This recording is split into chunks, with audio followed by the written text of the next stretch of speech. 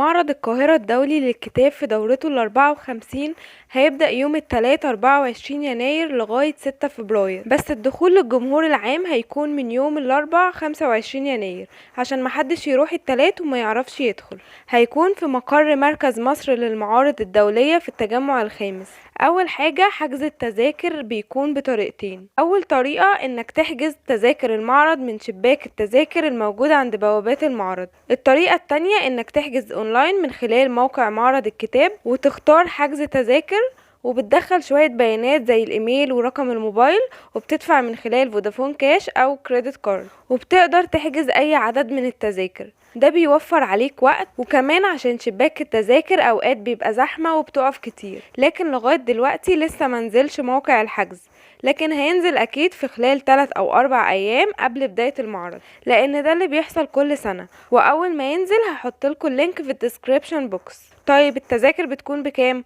لغاية دلوقتي لسه السعر الرسمي منزلش، لكن في العادي بتكون في حدود 5 جنيه للفرد، والتذكرة بتكون بتاريخ اليوم اللي حجزت فيه. ومواعيد المعرض بتكون من الساعة 10 الصبح لغاية 8 بالليل، ما عدا الخميس والجمعة غالبا بيكون لغاية الساعة 9 بالليل. وتم تخصيص أتوبيسات نقل عام لمركز مصر للمعارض والمؤتمرات الدولية مباشرة من ميادين القاهرة الكبرى، عشان يسهل على الجمهور الوصول للمعرض. وبس، لو عجبكم الفيديو ما تنسوش تعملوا سبسكرايب ولايك وتقولولي تحبوا نتكلم عن ايه تاني. باي باي.